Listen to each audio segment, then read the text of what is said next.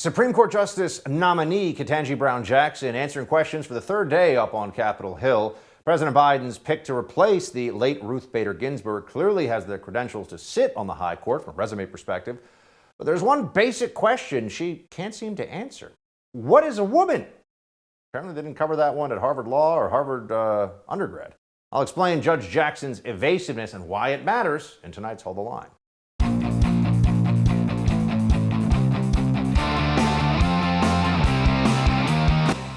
Welcome to Hold the Line. I'm Buck Sexton. Let's just be clear. Let's be honest, because that's what I do here. I tell you what I really think and what I believe is going to happen. I don't tell people what I think they want to hear. Judge Brown Jackson is going to become Supreme Court Justice Brown Jackson. I think there's no chance of anything other than that happening. Now, that doesn't mean that Republicans shouldn't press on her judicial philosophy and the decisions she made while she was on the bench.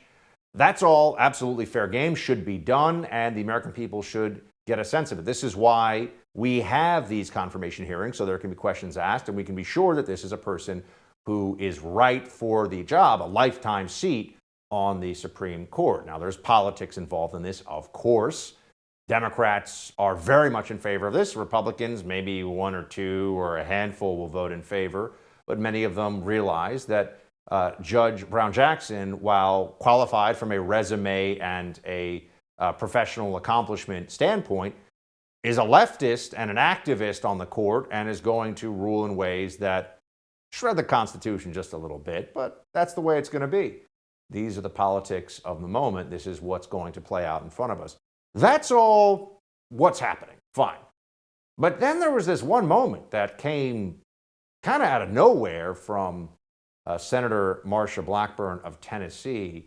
She asked this Harvard-educated, twice over, Harvard undergrad, Harvard Law School, soon to be likely Supreme Court Justice, if she could define what a woman is, and I want you to hear the way she responded. Can you provide a definition for the word woman? Can I provide a definition? Mm-hmm. No, Yeah. I can't. You can't? Not in Okay. this context. So you I'm not a believe the meaning biologist. of How about an adult female human being? I mean, there's a lot of ways you could do this, right? It's not hard. How do you define what a woman is? But you see, she won't. And this is not a minor thing. There are very clear reasons, and ones that we should take note of, that someone as highly educated and esteemed and beloved, really, on the left, as Ketanji Brown Jackson is, would say something like this. I mean, it's such a straightforward question. Here's what's going on. You're not allowed to define what a woman is as a leftist, because that would then exempt, or that would exclude, I should say, from the definition, transgender women. That's why they won't define it, because if they were to say it's an adult human female with female features and XX chromosomes, they would then say, oh my gosh, you're excluding trans women from being women, and this is why it's a big problem for them. But if they said if they included in the definition trans women, that would essentially mean they'd have to say, remember, this is not minor, this is now the new, according to the left, the new civil rights crusade of our time is that transgender women are women. This is what they tell us. So if they were to give a definition, though, it would have to go along the lines of a woman is a person, an adult human, who thinks that that person is a woman. That's the only way that you would then include both biological females and transgender females. You would have to say that a woman is, by definition, a state of mind. Oh, well, that's interesting, isn't it? Because that sounds crazy. So they won't say that either. That's one important component of it. And then there's also the I'm not a biologist line. I am not a zoologist, but I know what an elephant is. I am not a veterinarian, but I know what a dog is. You could play this game all day. I'm not a virologist, but I know that masking up between bites isn't going to protect me from an aerosolized virus that's in the air constantly. Yeah. But they have this appeal to authority. Why? Because the so-called experts want to be able to tell you what to do. This is the heart of leftist authoritarianism. There's an expert class, you see, that knows more than you and that can therefore tell you what you can and cannot think, say, or do, and you are not allowed to argue because you don't have that same credential, you don't have that same degree of expertise. Okay, that's how this goes. Now, this is madness, as you know, because we all make determinations in our lives constantly about things that we don't have technical or credentialed expertise in. You would cease to function as an adult if you had to be an expert in everything that you had to make some decision about. You're not a nutritionist, but you're eating food every day. I mean, you can do this all day long. How do I know if that's food if I'm not a nutritionist? Oh, you didn't go to dietary nutrition school. I don't know. Here's Senator Marsha Blackburn pushing a bit more on Judge Brown Jackson on this issue of what's obvious to everybody, but apparently not to leftists. Listen. Do you agree with Justice Ginsburg that there are physical differences between men and women that are enduring? Senator, respectfully, I am not familiar with that particular quote or case, Okay. so it's hard for me to comment as to whether all or right. not. Seems evasive, right? I mean, we know. She also said in the hearings, we'll get to this later, that doesn't know what happened to Kavanaugh. Really? Yeah. Want me to go? Oh, I do not recall. This is the James Comey maneuver too, when he was put under oath. I can't recall. Doesn't know anything. Oh, right. Interesting. Marsha Blackburn continued. Really, some of the most interesting exchanges during this entire 3-day confirmation process involved the senator from Tennessee and Judge Brown Jackson, asked about the teaching of gender identity politics to children, including, as we know, in the case of the misnamed Don't Say Gay bill, the Parental Rights in Education bill in the state of Florida. So that's why this is on people's minds. Senator Blackburn asked Judge Jackson whether schools should teach young children that they can change their gender. Here's how that went. With Georgetown Day School, I found it astounding that it teaches kindergartners, 5-year-old children, and I've got grandchildren, and they teach them that they can choose their gender. So is this what you were praising when you applauded the, and I'm quoting you, transformative power of Georgetown Day School's progressive education? Do you agree that schools should teach children that they can choose their gender?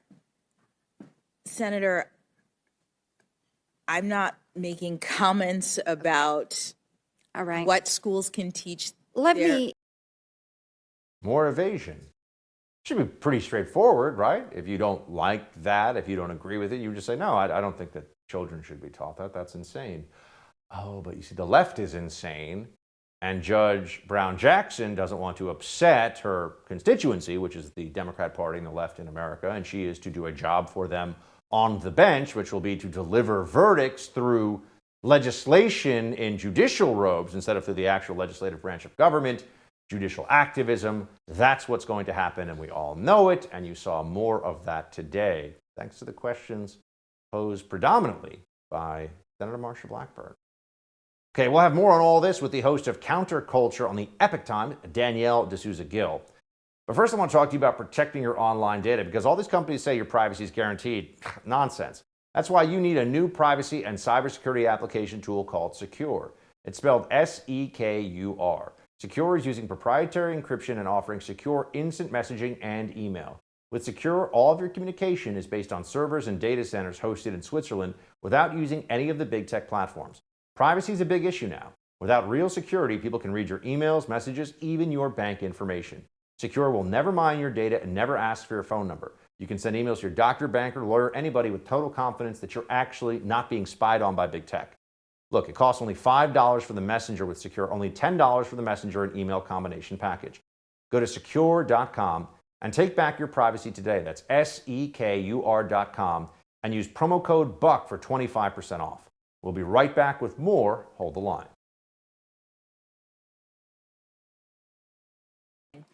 Can you provide a definition for the word woman? Can I provide a definition? No, Yeah, I can't. you can't? Not in Okay. this context. So you I'm not a believe the meaning biologist. of There's the sound again from yesterday's Supreme Court confirmation hearing of Judge Ketanji Brown Jackson, unable or at least refusing to define what a woman is. Reminder, folks, she was nominated by President Biden in large part because of identity politics, right? I mean, he said there would only be certain individuals who were even considered. So let's talk about this. Danielle D'Souza, host of Counterculture with Danielle D'Souza Gill, is with us now. Danielle, thanks for being here. Thanks so much. So Senator Blackburn points out that the fact that Judge Jackson couldn't give a straight answer about something as fundamental as what a woman is underscores the dangers of the kind of progressive ideology that we're being subjected to today. It really does feel like an emperor has no clothes moment. Like, she obviously could define what a woman is, but she won't because she doesn't want to upset MSNBC watchers who are very excited about this whole hearing process. Yes, I'm sure. And I think it also just shows how the Democrat Party really is anti-woman when it comes to just everything today. If I think about just the original feminists, if I think about Elizabeth Cady Stanton and the people who really fought for the women's right to vote, we see just how second wave feminism, now third wave feminism, has just taken such an about turn to not only be, all about the trans movement, but also just completely anti-woman and making it so that being a woman is almost apparently something that people don't even know what it is, can't even define it, let alone you're a woman nominated to the Supreme Court. You should be able to explain to the American people what exactly the two genders are, but obviously she can't do that.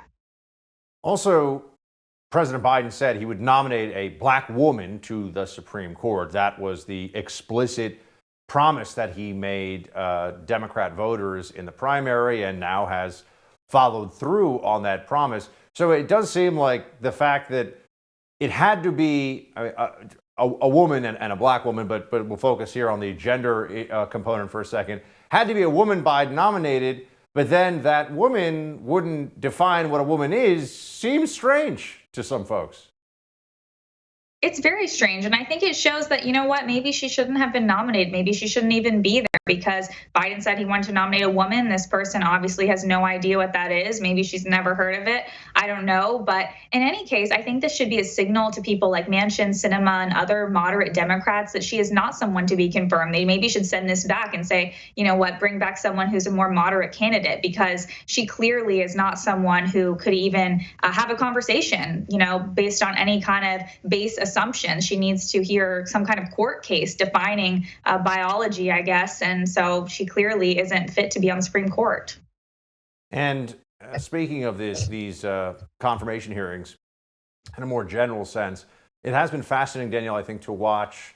There are some who are complaining vociferously about the treatment of Judge Brown Jackson here, as if we don't all remember what the Democrats on the Judiciary Committee did to Brett Kavanaugh. I mean, just as a quick review for everybody at home, Republicans are asking some pretty pointed questions and certainly raising some issues and some of their concerns about Judge Jackson's past when it comes to things like sentencing for those guilty of child pornography related offenses or child pornography offenses.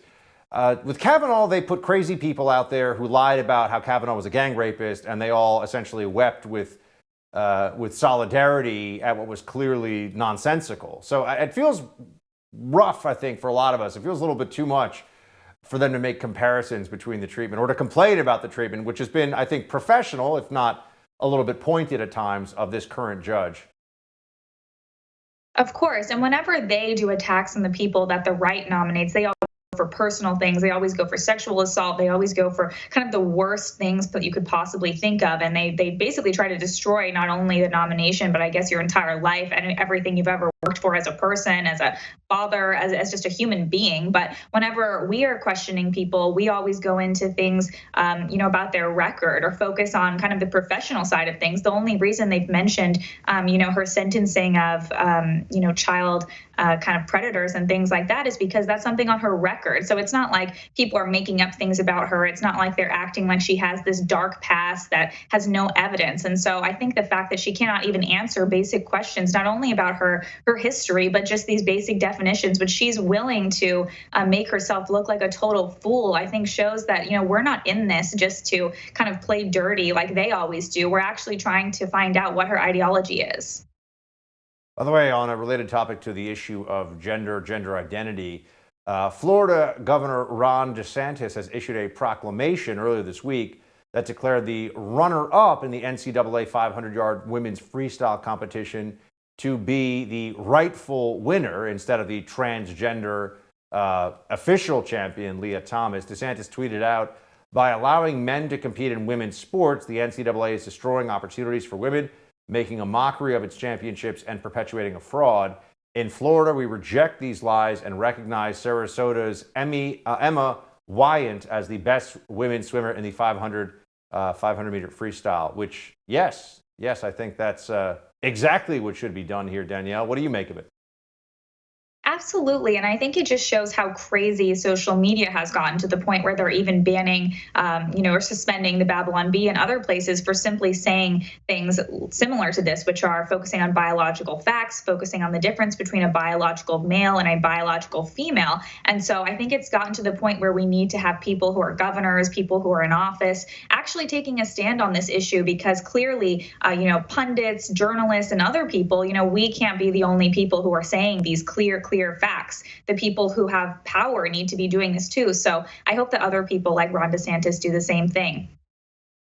By the way, how do you think we got to this point? Why is the left so invested? Because I'm sure you see on social media, there are blue checks who work for known, left-wing media organizations, some of the best-known ones, who completely lose their minds when you say things like Leah Thomas is a man. I mean, they act like this is a crime against humanity. Why are they so invested in this, do you think?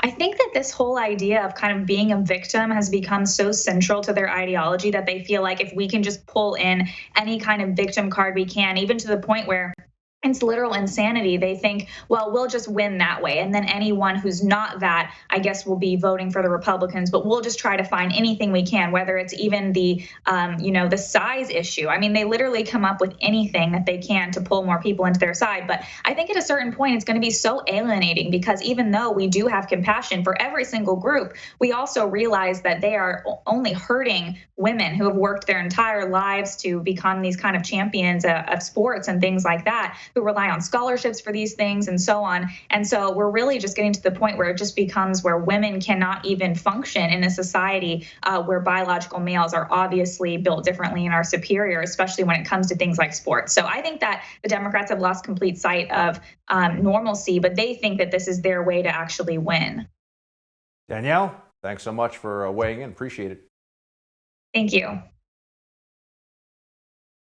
Judge Jackson's strange answer on who's a woman isn't the only issue standing in her path to the Supreme Court.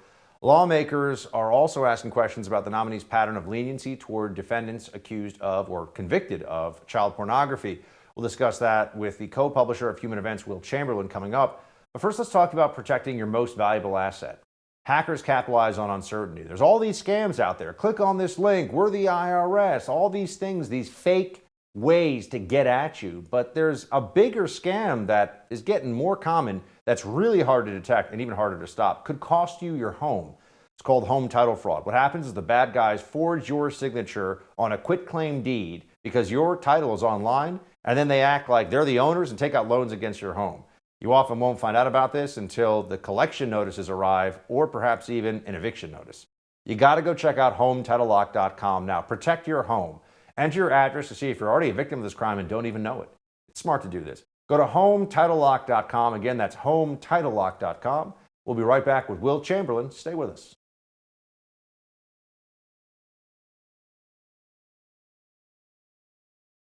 Supreme Court nominee Ketanji Brown Jackson was once again under fire this morning on Capitol Hill for not being tough enough against child porn defendants. Take a look at this heated exchange between her and Senator Lindsey Graham. In comes the internet. On the internet, with one click, You can receive, you can distribute tens of thousands. You can be doing this for 15 minutes, and all of a sudden, you are looking at 30, 40, 50 years in prison. Good. Good. I understand, Absolutely Senator, but good. I hope you trying are. to do Good. Allow her to finish, please. I hope you go to jail for 50 years if you're on the internet trolling for images of children and sexual exploitation. So you don't think that's a bad thing? I think that's a horrible That's not thing. what the witness said, and she should be allowed. Joining me now to discuss Judge Jackson's third day of hearings is the senior counsel at the Article 3 Project, Will Chamberlain. Will, thanks so much. Absolutely. Thanks for having me, Buck. All right, so what are you? You're a lawyer. You work on these issues. You are in that legal world. The back and forth, not just with Lindsey Graham here, but in general with some of the Senate Republicans and Judge Brown Jackson on this issue of leniency. Leniency for child porn offenders? What do you make of it? What's going on here? I mean, it's going really badly for Judge Jackson. I think it's very clear that she's extremely defensive about these questions, as are the members of the Democratic of essentially the contingent on the Judiciary Committee, and her answers are just not very compelling. I can see worlds where you would make some sort of distinction between, okay, well, maybe the producers of child pornography need to be punished more severely than the consumers or something like that, and to come up with something that allows you to make a really principled distinction to justify these sentences. But she's not really doing it. And moreover, Josh Hawley flagged this as an issue, flagged like 7 or 8 different cases as an issue that she would have to defend her own record. And that's very much fair game. Like, justices don't have to ask questions about what they might think about certain issues because they can say, well, that might come up in front of me and I have to remain an open mind. But it's completely fair game to ask them about their record. And so for both Democrats and for Judge Jackson to be so defensive and so unable to answer basic questions is really quite embarrassing and troubling. You mentioned Senator Hawley. Here he is reading Judge Jackson's words back to her from a case where she gave a lenient, based on the guidelines and the prosecutor's request, sentence to an 18-year-old child porn defendant. Watch this. One more thing on this, same idea. You said you were viewing, this is you to the defendant, you were viewing sex acts between children who were not much younger than you. And this whole discussion is about why you're only giving him 3 months. Judge, he was 18. These kids are 8. I don't see in what sense they're peers. I've got a 9-year-old, a 7-year-old, and a 16-month-old at home. And I live in fear that they will be exposed to, let alone exploited, in this kind of material. I don't understand you saying to him that they're peers and that therefore you were viewing sex acts between children who are not much younger than you, and that's somehow a reason to only give him 3 months. What do you think? Yeah, I think Josh Hawley has a really strong point. Maybe some degree of leniency is justified because of the young age of the defendant in a case, but that doesn't mean you take a 97 to 121-month sentence and turn it into 3 months in jail. Like, even the prosecutor recognized it, I guess, and it recommended only 24 months, which still seems pretty low to me. But Judge Jackson went all the way down to 3 on something that the guidelines recommended 10 years, 3 months for something the guidelines recommended 10 years for. It's pretty obscene. The rationale is just unbelievable.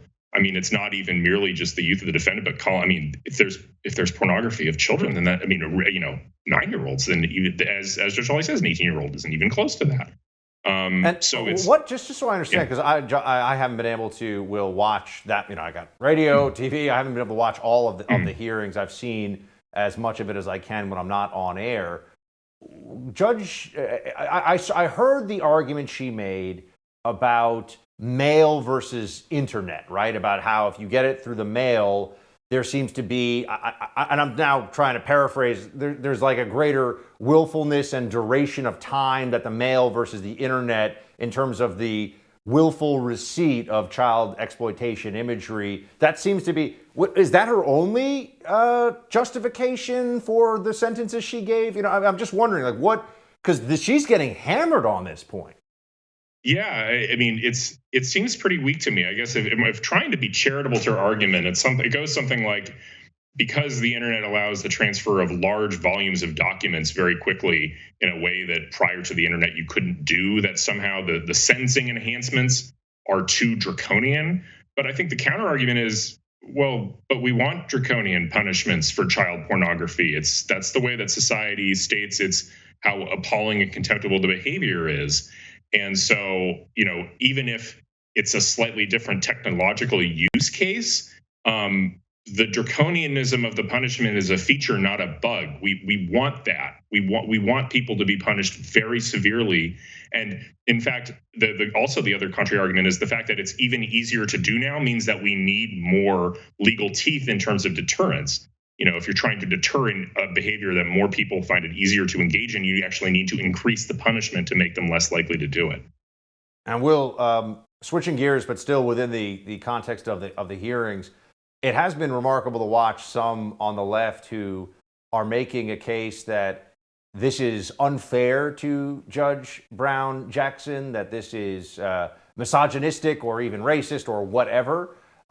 When you compare what's going on here, which is questions about judicial philosophy, judicial decisions, what one has done in professional life in the context of being a judge and being up for a Supreme Court seat, you compare that to what they did to Kavanaugh, which was putting basically a political activist that I think is somewhat deranged, among other deranged accusers of Brett Kavanaugh. I mean, there are people, this doesn't get talked about enough. There are people that sent in accusations to the Senate Judiciary Committee of Kavanaugh raping them in states he had never even been to, in places that that it was not even physically possible. Some woman in Rhode Island said he raped her on a boat and sent that to the Judiciary Committee. Democrats hid that from the public because it would have made it too obvious that this was essentially a get Kavanaugh operation. Lindsey Graham brought this up. Listen. Did you watch the Kavanaugh hearings? No, sir. Are you familiar with what happened in the Kavanaugh hearings? Generally. Senator, your time is. Well, please, Mr. Chairman. So, to be honest, it's a minute and 47 seconds. She filibustered every question I had, and she has a right to give an answer, but I'm trying to make a point in 20 minutes. You were here for Kavanaugh. If she's confused about what happened, some people on the other side had an accusation against Judge Kavanaugh that during high school, he sexually assaulted somebody. And the rest is history. That was known to the people on the other side and never revealed during the meetings they had with Judge Kavanaugh. It was literally ambushed. He was ambushed. How would you feel if we did that to you?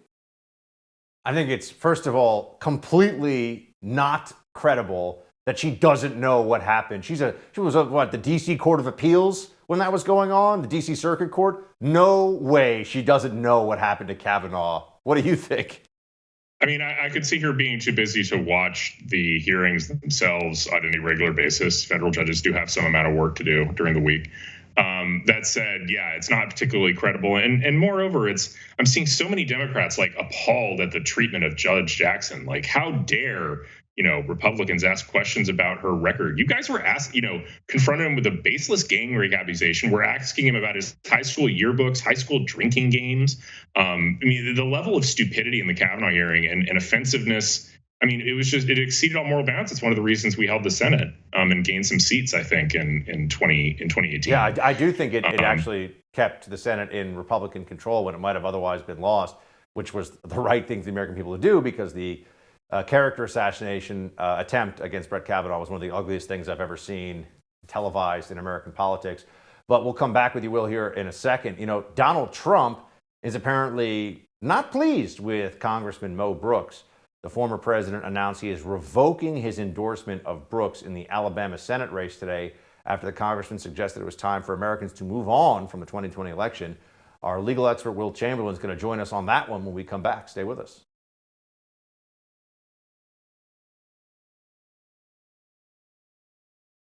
Trouble in Paradise on the right. Former President Donald Trump rescinded his endorsement of Republican Representative Mo Brooks in Alabama's U.S. Senate race in a major blow to the congressman's campaign. In a statement released by Trump, he said, quote, "Mo Brooks of Alabama made a horrible mistake recently when he went woke and stated, referring to the 2020 presidential election scam, put that behind you, put that behind you." Despite the fact that the election was rife with fraud and irregularities, if we forget, the radical left Democrats will continue to cheat and steal elections. Very sad, but since he decided to go in another direction, so have I. I'm hereby withdrawing my endorsement of Mo Brooks for the Senate. I don't think the great people of Alabama will disagree with me. Okay, this was not expected. We're joined now by Will Chamberlain, senior counsel at the Article 3 Project, back with us again to react here. Will, what's this all about? I mean, I'm really fond of President Trump, and I think I've said many times, I think he was easily the best foreign policy president of our generation. On the domestic front, was attacked unfairly in so many different ways. But this is just whiny. I'm sorry, the guy's obsessed with the 2020 election in a way that means that he's just spurning one of his most loyal allies. Like Mo Brooks was a loyal Trump guy for a very long time, and loyal even after the election on November 3rd. Like Mo Brooks spoke at the rally on January 5th, I think. And I mean, he was just he's been a loyal foot soldier. So the fact that he's just saying, hey, we need to focus on the future now and try and, win these elections coming forward, and that's sufficient to withdraw your endorsement.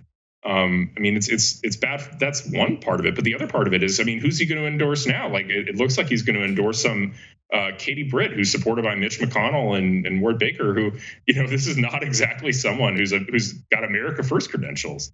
And Trump has since this situation, Will, has become apparently a little more cautious and held back endorsements in several high-profile races, including contests in Ohio, Missouri, Arizona, and Pennsylvania. What do you think's going on with that? I mean, there's something going wrong in the camp, in the endorsement camp. I think the biggest example of that was the endorsement of Morgan Ortagus over Robbie Starbuck in the 5th District of Tennessee. Robbie, a grassroots MAGA guy for well over a year, hugely popular on Twitter, really great America First ideas, and all of a sudden, Ortagus, who's like never lived in the district, who's parachuting in. She just somehow gets an endorsement from Trump before she's even announced a campaign because she worked in his White House. There's just, I don't know, Trump's got some issues in terms of who he's choosing to endorse, and I'm concerned. Like, it's weird. It feels like we're going to have a lot of the problems if Trump is going to be president again. We'll have a lot of the problems we had from 2016 to 2020, where we had a bunch of people who were disloyal to the American First agenda, who were in high positions in the White House. Yeah, I will say this, and the former president has actually admitted this. So before, I like to say that so that when people start sending me the angry emails, he's admitted that some of his personnel, President Trump has admitted that some of his former personnel decisions he made were awful. They're absolutely terrible. He's had to admit that because everyone's seen that some of them were really bad. So while his ideas and his persona in office and so much more, I think, I'm with you. I'm very fond of President Trump. I think he did a lot of great things. On the personnel front, we need better the next time around. And I think that we need to be honest about that as a party and need to be pushing him to have better people around him if he runs again, including who runs his campaign. And beyond that, on these endorsements, he's got to be endorsing who represents the agenda and not who at any point in time has the ear of somebody that is, in the Trump family or something like that. It's got to be it's got to be more about the movement, I think, if it's going to be successful. Yeah, and it feels like from Trump's perspective, it's like you can be a total neocon now, support massive foreign military intervention, and that's fine. He'll endorse you, no problem. But if you say something like, okay, we need to actually not, we need to move past the 2020 election and try and, focus on winning this one. Sure, obviously we need to make sure we deal with, trying to reduce the amount of mail-in ballots and increase election integrity. All that's true. But we need to focus on the future. And he'll be like, okay, now I'm withdrawing your endorsement. What's the priority here, right? Is it, it's almost like, being invested in Trump's personal crusade to have his loss rectified is more important than the substantive policy positions that animate America First and the MAGA agenda, and I think he's got it backwards. He's got to get policy first. I guess, Will, where I come down on this is the only way to rectify, in quote, to rectify 2020 is to win. It's for the GOP and possibly Trump himself, but for the GOP to win the next election, right? So whatever, right. We're not doing a redo. That's not reality. There's no court. There's no that's going to overturn it. There's no redo. That's done. So now it's about the future. So. Do you think that, I guess I'm a little surprised when he says leave that behind us. I don't think Mo Brooks was saying that he doesn't think that there was even fraud or bad things happening in the election. It felt to me like he was just trying to say, we got to look at what's ahead of us. We got to go forward now and win what's coming at us and win the elections that are coming down the pike. And maybe Trump reacted poorly to that, misunderstood it. It's puzzling to me. Yeah, no, maybe he was presented with an out of context quote by people who don't like Mo Brooks and wanted an establishment person running in the Alabama Senate and winning the Alabama Senate seat. I don't know. But it's really distressing. And it just shows, I think, I don't know, somehow, Trump's got to get his head on straight, especially if he's going to run and win, right? Like there's so many issues. Right now, the basic substantive core Republican policy positions are so much more popular than the Democrat policy positions. Democrats have gone crazy in the schools, foreign policy, immigration, you name it. And Republicans have moved to a much more popular platform, largely thanks to President Trump's work in 2016. And it's like, I just hope he goes back to that, right? I miss the Trump that was, build the wall. I miss that Trump, right? I miss the Trump who was focused on policy instead of relitigating past election. By the way, Representative Brooks responded to the Trump un-endorsement. This is what his camp put out there. President Trump asked me to rescind the 2020 elections, immediately remove Joe Biden from the White House, immediately put President Trump back in the White House, and hold a new special election for the presidency. As a lawyer, I've repeatedly advised President Trump that January 6th was the final election contest verdict, and neither the U.S. Constitution nor the U.S. Code permit what President Trump asks, period. I got to tell you, I didn't even know. I mean, I'm actually learning this in real time. Did you know that's what President Trump, is that really what happened here? I don't know. It doesn't sound out of the realm of possibility. I mean, I read Bill Barr's memoir. I mean, the description of Trump is kind of like taking some of the most ridiculous advice possible on the law because it gave him some chance of holding on to the presidency post, after the election challenges failed. I mean, what Mo Brooks is right, obviously, none of that's possible. You can't just rescind, he couldn't just literally reverse the results of the election or install President Trump as the new president, some sort of military coup. That would never work. We got to get some folks who are very MAGA, very supportive of the former president and want to see him run again, sit down with them and be like, sir, we got to win the next election. There's no undo. We got to live in reality. There's no undoing the last election. Cheating or not, it doesn't matter, right? There is no mechanism for undoing it. It doesn't exist. So we got to win the next election. Cheating, right? And you can. I mean, Glenn Youngkin won Virginia. You can. It's quite possible to win enough votes that even to the extent there is fraud and shenanigans on the margin, that they're not willing. It's too much to overcome. Yeah, well, that's what I would say. Republicans have to win by enough that they overcome the fraud that Democrats are always going to do. I mean, this is, unfortunately, I think you have to be realistic about this. This is the world we have to live in. A razor-thin election, Democrats find ballots in the trunks of cars and all the rest of it.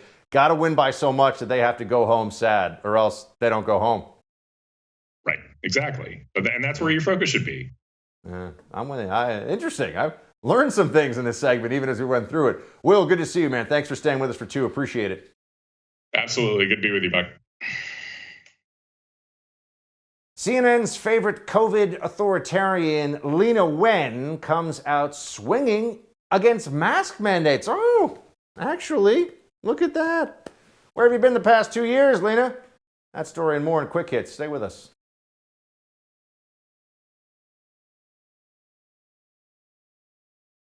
CNN's favorite COVID alarmist, Leana Wen, has changed her tune a bit, and Congresswoman Cori Bush wants Democrats to be more open about defunding police. Oh, we're back to that. We got those stories on Quick Hits. Let's get to it.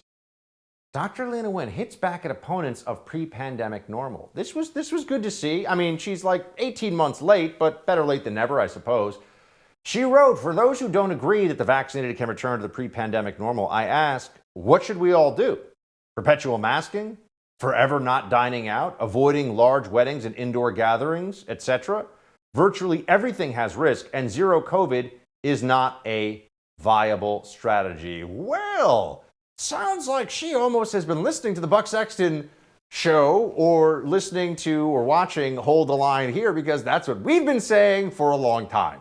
That psycho libs need to stop pretending that if they mask up forever, they'll be safe from the virus forever. It doesn't even work that way. Get as many shots as you want. The shots lose their protective capacity after a few months, according to the guys who run the companies that make the shots, just so we're all clear on this. This is not fringe stuff anymore. That's why they keep saying, get a booster, get a booster, get a booster.